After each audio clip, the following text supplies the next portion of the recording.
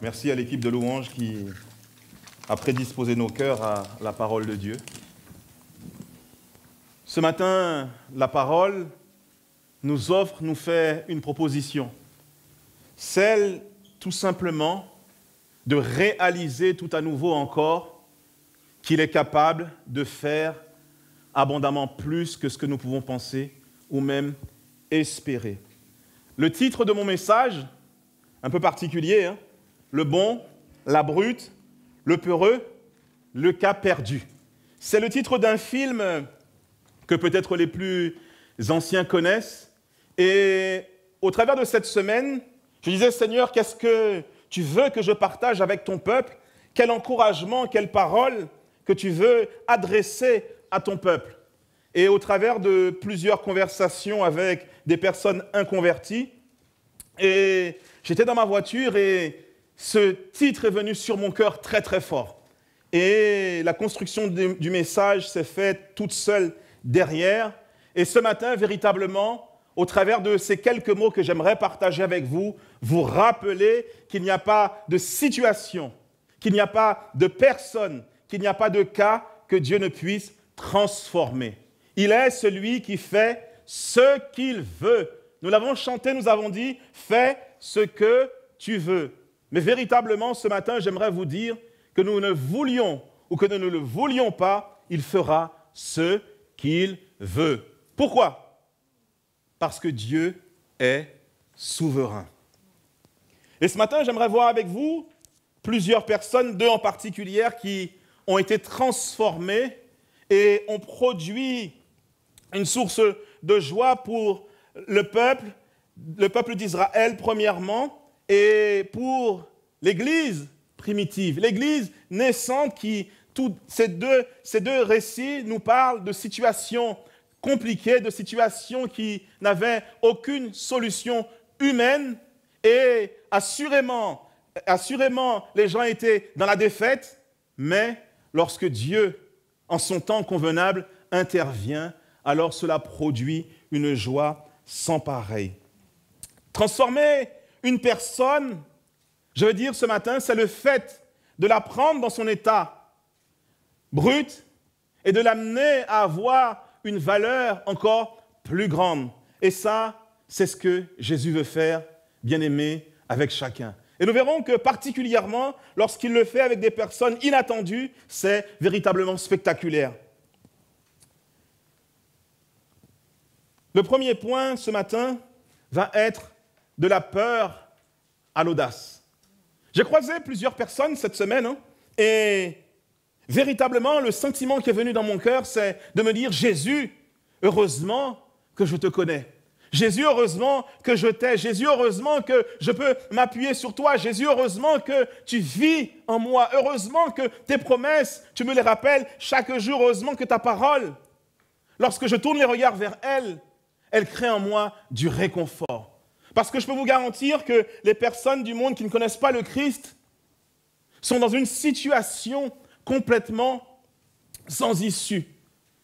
Et la plupart de celles avec lesquelles j'ai pu discuter cette semaine m'ont tout simplement partagé leur cœur en me disant « L'avenir, il est vraiment incertain. L'avenir, nous le voyons d'une manière très très sombre. Il semble n'avoir aucun espoir. Ça n'ira pas mieux. Bien au contraire, ce sera toujours et encore plus difficile socialement. » Et ce matin, au travers des textes, j'aimerais vous montrer, plutôt la parole de Dieu voudrait vous montrer que même au milieu de la difficulté, Dieu prend soin de son peuple. Même au milieu de l'épreuve, Dieu est capable d'ouvrir une brèche, de faire l'impossible pour son peuple. Et la teneur, j'aimerais dire l'enthousiasme que la société peut traverser aujourd'hui, si nous avions visité Cana vers les années 1250, au temps des juges, nous aurions ressenti la même chose. Parce que, comme nous allons le voir ensemble dans le livre des juges au chapitre 6, si tu peux le projeter à partir des versets 1, le peuple vit une tragédie, vit une situation, une circonstance, malgré lui, où il semble n'avoir personne pour le secourir. On va ensemble dans le livre des Juges, au chapitre 6, s'il vous plaît, à partir du verset 1er. Les Israélites firent ce qui est mal aux yeux de l'Éternel. L'Éternel les livra entre les mains de Madian pendant 7 ans. La main de Madian fut puissante contre Israël. C'est à cause de Madian que les Israélites se firent des tranchées dans les montagnes, des cavernes et des fortifications. Quand Israël avait semé, Madian montait avec Amalek et les Bédouins de l'Orient, et il montait contre lui, il campait en face de lui, détruisait les productions du pays jusque vers Gaza et ne laissait en Israël ni vivre, ni brebis, ni bœuf, ni âne.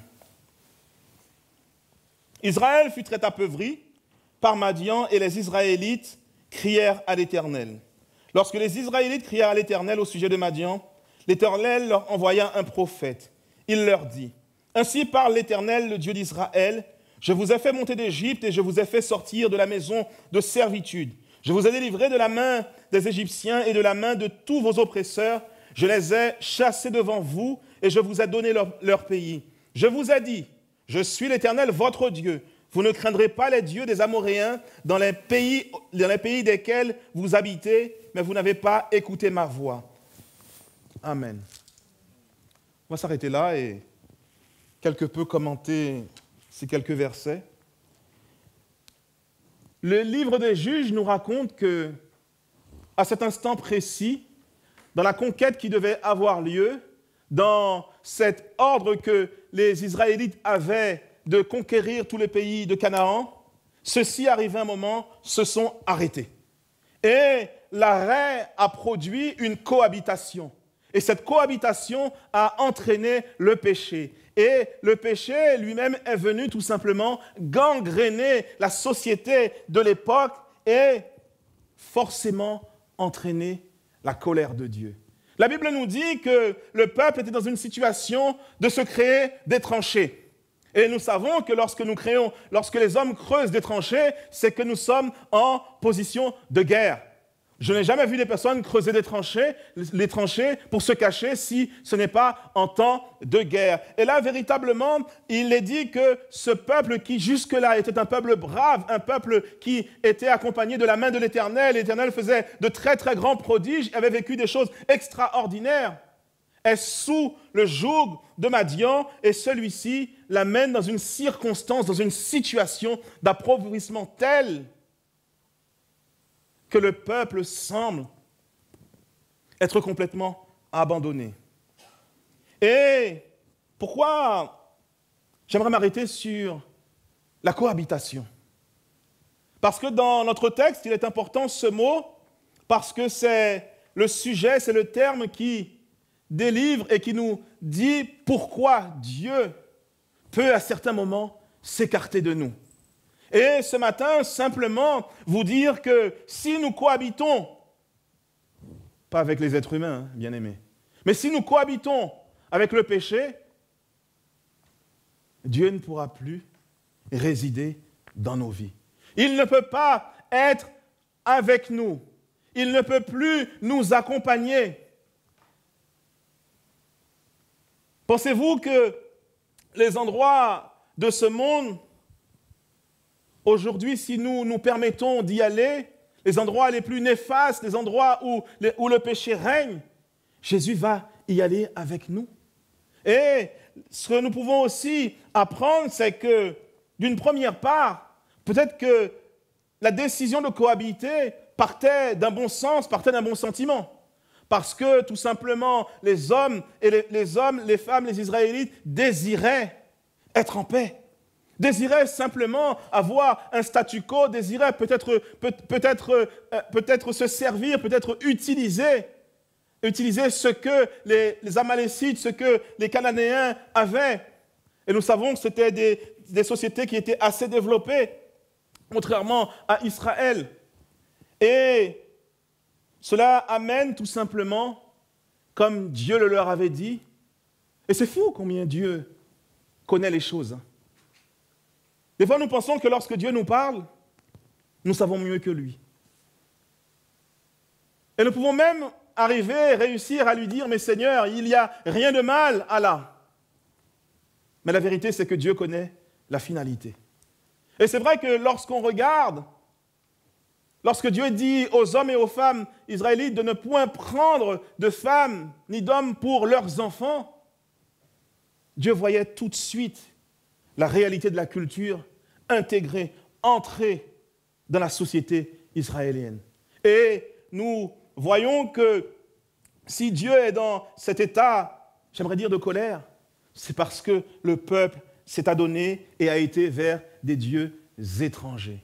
Et ce matin, j'espère que dans nos vies, il n'y a pas de dieux étrangers. J'espère que dans nos vies, il n'y a pas de cohabitation avec le péché. J'espère que véritablement, nous pouvons, de par notre vie de consécration, comme le disait Mélina, accéder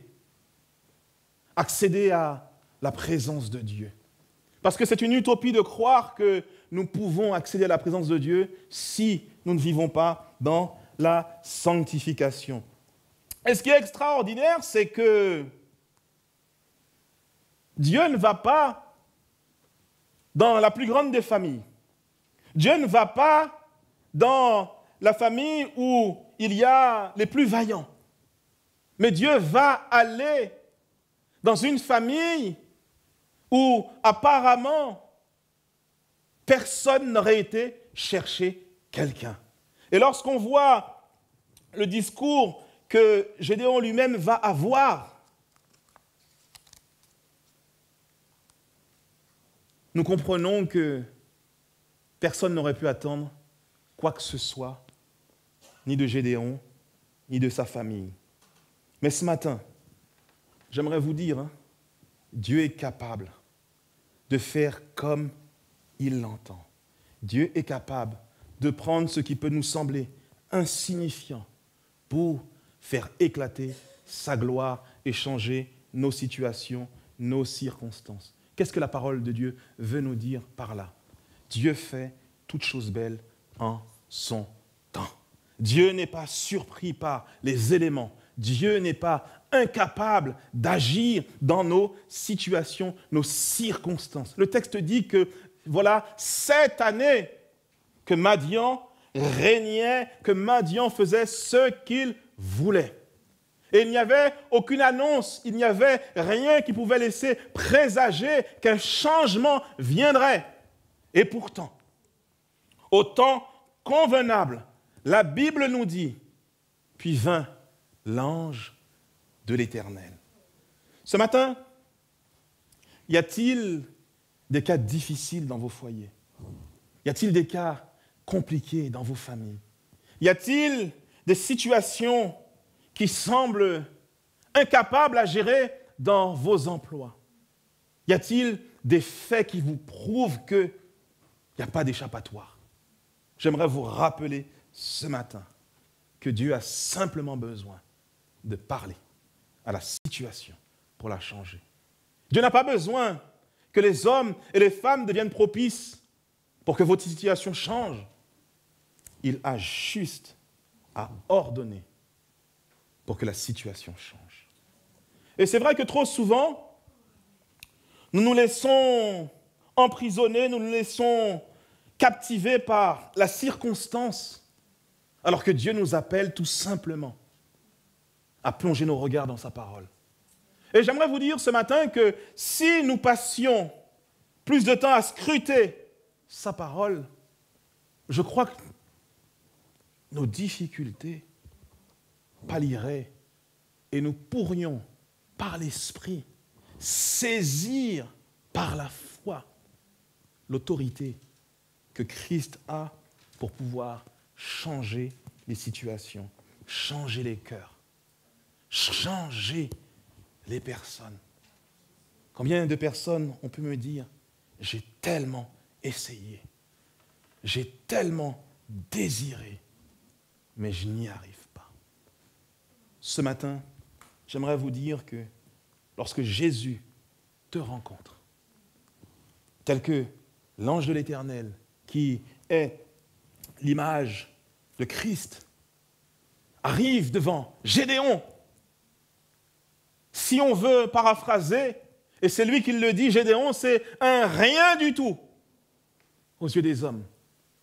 Gédéon n'a rien à produire, n'a rien à emmener. Mais l'ange de l'Éternel, le Christ, avec lui, nous sommes en majorité. Nous ne sommes plus en minorité.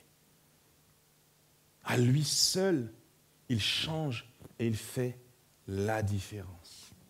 Et il y a quelque chose qui, dans cette transformation en devenir, parce que dans la situation, dans la circonstance que traversent Gédéon et sa famille, ils ne sont pas exclus de la difficulté. La preuve étant, il est dit que Gédéon battait du froment à l'intérieur. Pour ceux qui sont bricoleurs, ce serait comme poncer des murs dans une pièce clos, sans avoir aucune fenêtre. Et ses yeux devaient en prendre, il devait en prendre de partout. Quelle difficulté! Mais malgré cela, Gédéon a une attitude qui est particulière. Et je me suis dit, c'est peut-être cette attitude qui fait que Dieu l'ait choisi. La famille de Gédéon est dans un manque total. Et ce n'est pas l'ange qui demande à Gédéon, hein, mais regardez ce que Gédéon va dire.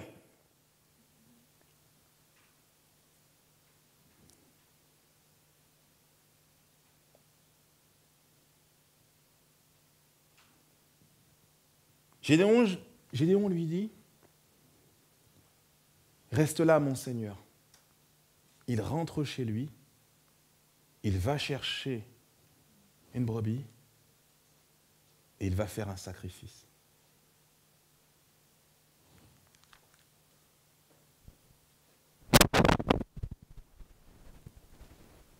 Ma réflexion a été tout de suite de me dire si Judas avait été là. Vous savez, Judas, celui qui gardait la bourse de Jésus, qui s'offusquait à chaque fois qu'on faisait quelque chose pour honorer le Messie, honorer le roi des rois, parce que celui-ci disait on aurait pu faire autre chose avec. Judas aurait sûrement dit, mais Gédéon, ça ne va pas la tête. On n'a quasiment rien du tout, et toi, tu gaspilles le peu qu'il nous reste. Mais Gédéon nous montre une chose. La foi, la révérence, ne regarde pas aux éléments de notre vie, mais c'est une attitude de cœur. C'est le regard que nous avons sur la personne de Dieu. N'attendons pas d'avoir plus pour l'honorer. N'attendons pas d'être plus pour le servir.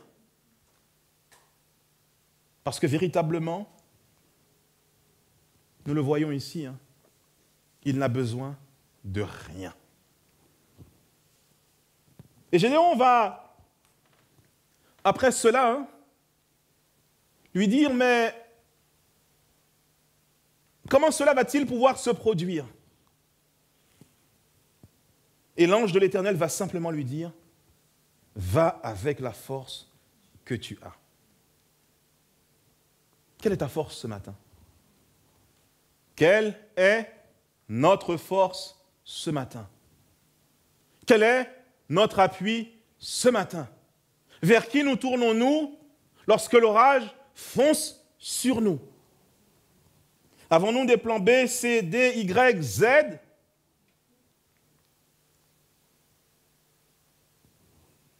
Ou simplement, nous nous tournons avec humilité vers l'Éternel Dieu et nous lui remettons la situation. Parce que véritablement, Gédéon n'avait aucune force. Gédéon ne pouvait rien produire de lui-même.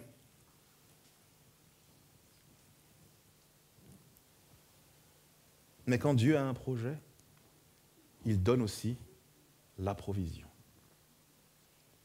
C'est un récit qui nous montre que Dieu véritablement n'a pas besoin que, vous savez, tous les feux soient verts. La Bible nous dit que lorsque Gédéon prend son courage à deux mains et accepte la mission, va pour interpeller l'armée, interpeller les enfants d'Israël qui devaient combattre à ses côtés, l'Esprit de l'Éternel va le saisir. Et lorsque l'Esprit de l'Éternel nous saisit, ça fait toute la différence. D'ailleurs, il dit lui-même, ni par force, ni par puissance, mais par mon esprit. Et c'est un chapitre, le chapitre 6, 7, 8, qui nous fait entrer dans le miraculeux, nous amène à considérer que Dieu n'a pas de limite. Lorsque Yahvé est avec nous, nous sommes capables de traverser toutes les situations et toutes les circonstances. La foi ne doit pas regarder à la réalité. La foi ne doit pas regarder aux faits. La foi nous appelle à être sages, bien-aimés. Mais la foi regarde à la capacité que Dieu a. Il suffit qu'il prenne ma vie en charge pour qu'elle change et qu'elle soit transformée. Un homme qui n'avait rien à apporter à sa génération devient un outil efficace pour la délivrance. Et il figure même parmi les grands juges. Mon deuxième point, pour illustrer que Dieu arrête les situations, Dieu change les circonstances de notre vie, nous avons vu le peureux. Dieu le transforme en héros. Dieu lui redonne du courage.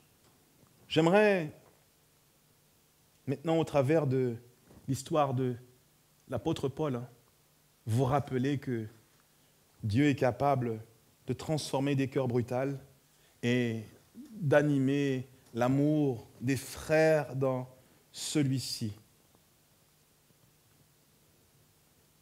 On nous dit souvent qu'on peut changer l'environnement d'une personne, mais on ne peut pas enlever le mal en lui.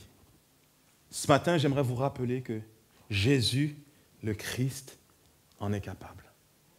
La Bible nous dit que si quelqu'un est en Christ, il est une nouvelle création. Toutes choses anciennes sont passées, voici toutes choses deviennent nouvelles. On va lire ensemble dans le livre des Actes au chapitre 9 et voir la menace qui planait sur l'Église primitive et voir, et plutôt vous rappeler comment Dieu va changer le mal en bien. Acte 9, verset 1er. La Bible nous dit: cependant, Saül, qui respirait encore la menace et le meurtre contre le disciple du Seigneur, se rendit chez le souverain sacrificateur et lui demanda des lettres pour les synagogues de Damas, afin que s'il y trouvait quelques-uns, hommes ou femmes, qui suivent cette voie, il les amène liés à Jérusalem. Comme s'ils étaient en chemin et qu'il approchait de Damas, tout à coup, une lumière venant du ciel resplendit autour de lui. Il tomba par terre et entendit une voix qui lui dit: « Saul, Saul, pourquoi me persécutes-tu » Il répondit: « Qui es-tu, Seigneur » Et le Seigneur lui dit: « Moi, je suis Jésus que tu persécutes. Il te serait dur de régimber contre les aiguillants. » Tout tremblant et stupéfait, il dit: « Seigneur, que veux-tu que je fasse » Alors le Seigneur lui dit: « Lève-toi, entre dans la ville, et l'on te dira ce que tu dois faire. » Le contexte de ce récit vient après la mort d'Étienne, qui va être lapidé et qui, malgré cette lapidation qui est face à lui, va continuer à proclamer le message de l'Évangile et continuer à garder les yeux fixés vers le Christ. Et Saul était là et lui-même a donné son accord, son aval, et certaines versions nous disent qu'il tenait encore les vêtements d'Étienne. Et ça laisse présager, ça nous fait rentrer dans la situation de l'Église à ce moment précis. Elle traverse une grande persécution. Et nous voyons que ce jeune homme qui est là et qui est animé d'un zèle particulier, avec un arrière-plan et j'aimerais dire avec tous les qualificatifs et toutes les composantes pour pouvoir être celui qu'il est. Et nous savons qu'il est citoyen romain et de par ses parents qui eux-mêmes étaient en Sicile. Et la Sicile a pu accéder à la citoyenneté romaine parce qu'elle aidait les Romains à conquérir les territoires. Et de ce fait, ils avaient laissé passer un droit et surtout, personne ne pouvait mettre la main sur eux si ce n'était un Romain. Et nous savons aussi que Paul est un érudit et a étudié avec un très très grand maître qui est Gamaliel à Jérusalem. Généralement, on dit que tel fils, tel père, tel maître, tel disciple. Mais là, on s'aperçoit que Paul, malgré tous les enseignements, Paul, malgré la position élevée de Gamaliel, qui lui était plutôt en faveur, mais sans pouvoir véritablement le dire des disciples, prend un autre chemin. Et animé d'un zèle terrible, le texte nous dit qu'il se sent investi d'une mission, ramener les parias.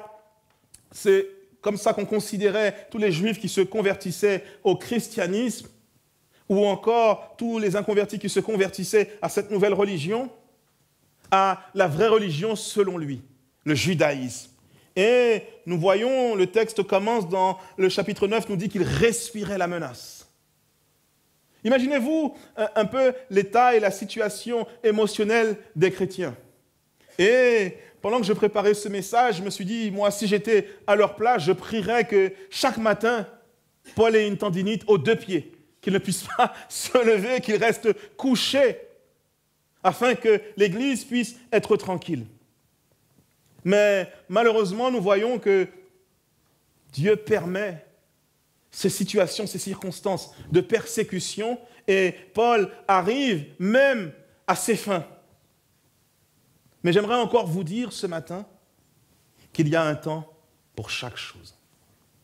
Un temps où Dieu se charge de ceux qui nous oppressent ou encore de ceux qui nous persécutent. Et là, la Bible nous dit que dans son zèle, dans sa volonté, dans sa croisade, il est quasiment arrivé à Damas. Et on voit que Dieu le laisse avancer. Aux 3/4 de route, Jésus se révèle à lui. Le texte nous dit qu'une grande lumière va l'environner. Et évidemment, Paul avait besoin d'être saisi par cette grande lumière parce que tout en lui était dans les ténèbres. Et malgré cela, Paul pensait être dans la lumière, Paul pensait être dans la vérité, mais Paul était dans les ténèbres. Et là, nous voyons que son arrière-plan prend le dessus. Lorsque Jésus l'appelle par son nom, la première chose que Paul va dire, « Qui es-tu, Seigneur ?» Non pas qu'il reconnaît Jésus comme Seigneur, non pas que, puisqu'il ne sait pas qui est-ce qui lui parle, mais nous savons que les Grecs avaient plusieurs divinités, les Romains aussi avaient plusieurs divinités, et pour pouvoir produire une telle chose, Paul savait qu'il parlait à une force qui était supérieure à la sienne. Et là, Jésus fait la part des choses et lui dit, « Je suis Jésus que tu persécutes. » Et là, Paul réalise qui est-ce qu'il a en face de lui. Et ce que j'aime dans ce passage, c'est que Paul était debout, et dans toute sa fierté, dans toute son arrogance, dans toute sa volonté, mais il en arrive à fléchir les genoux. Et la Bible nous dit qu'un jour, et j'aimerais dire de gré ou de force, hein, nous fléchirons les genoux de révérence, mais les païens, tous ceux qui n'auront pas accepté le Christ, fléchiront les genoux de force. Et nous avons ici même l'illustration, ou encore lorsque l'ange est devant Jean et que Jean tombe sur sa face, ou encore lorsque Ézéchiel voit l'ange de l'Éternel et tombe encore sur sa face. Parce qu'on ne peut pas se tenir dans l'arrogance ni dans l'orgueil dans la présence de Dieu. La présence de Dieu nous amène forcément à capituler. Et face à tout cela, nous voyons que lorsque Jésus arrête quelqu'un, lorsque Jésus rentre dans la vie de quelqu'un, il y a une transformation extraordinaire qui se produit. Une rencontre qui change la vie.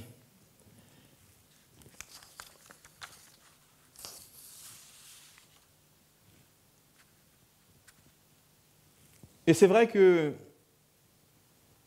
comme je le disais, il y a peut-être des cas difficiles, des cas qui semblent sans solution. Mais ce texte nous rappelle encore une fois que Dieu a la capacité de changer les situations, de changer les circonstances et de changer les cœurs. L'Église avait une menace qui arrivait et qui, comme un orage, fonçait sur elle. Mais Dieu l'arrête et transforme cette menace en un atout considérable. Nous savons que l'apôtre Saul, qui va devenir l'apôtre Paul, écrira 14 des livres du Nouveau Testament. Et lorsque nous lisons les introductions de ces livres, nous nous disons véritablement, c'est un homme qui a été rencontré, un homme qui a été transformé. Et dans le livre d'Ézéchiel au chapitre 36, verset 26, la Bible nous dit « Je vous donnerai un cœur nouveau et je mettrai en vous un esprit nouveau.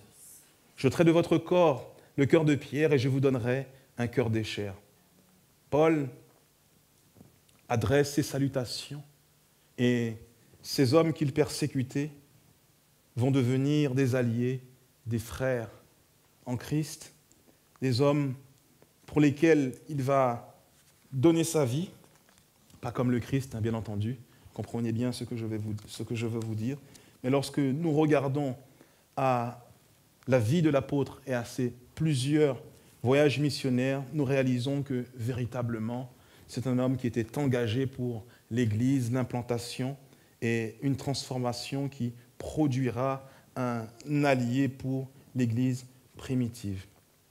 En conclusion, nous n'avons pas parlé du bon, mais je crois que vous l'avez compris. Le bon, c'est Jésus-Christ. D'ailleurs, le jeune homme riche, lorsqu'il s'approche de Jésus, il va lui dire « Bon maître ». Jésus va lui dire « Il n'y a que Dieu qui est bon ». Jésus, le Christ, est Dieu lui-même. Il est aussi appelé l'ami fidèle. Et ce matin, la parole de Dieu nous rappelle, au travers de ces deux exemples, qu'il n'y a rien d'impossible. Dieu est capable d'agir à tout moment. Ce qu'il nous demande, c'est de scruter les Écritures pour renouveler notre foi, pour avoir ces éléments dans notre conscience lorsque le doute vient, lorsque la peur nous saisit, lorsque la maladie nous dit qu'elle va nous entraîner dans la mort. La parole de Dieu nous dit qu'à tout moment, il est capable d'intervenir. Gloire à Dieu. On peut se lever ensemble et élever la voix.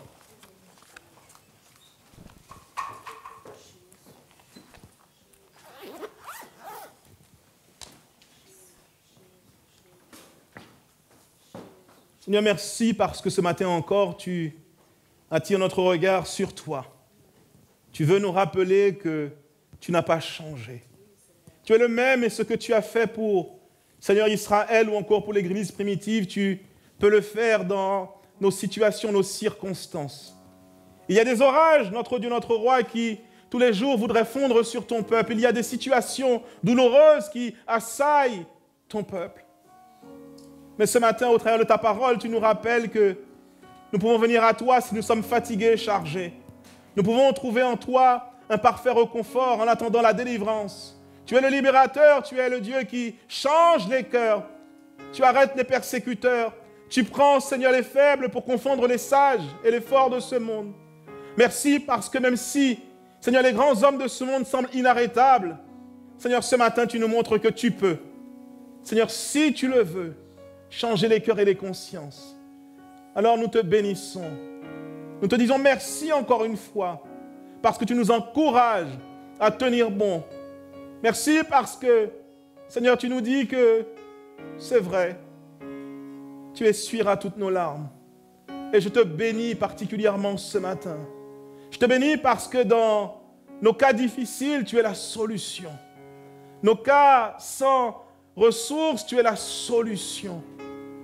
Là où il nous semble impossible, nous voulons proclamer Jésus-Christ. Seigneur, dans la vie des enfants, nous proclamons Jésus-Christ. Dans la vie des parents, nous proclamons Jésus-Christ. Ô notre Dieu, dis un mot simplement, nous le proclamons. Nous avons la foi de croire que si tu dis, la chose arrive. Nous avons, Seigneur, la pensée de proclamer. Seigneur, tu ne nous abandonneras pas. Comme l'apôtre le dira, si souvent acculé, mais jamais abandonné. Seigneur, merci, parce que tu es un refuge, tu es un abri, tu es notre libérateur, notre délivrance.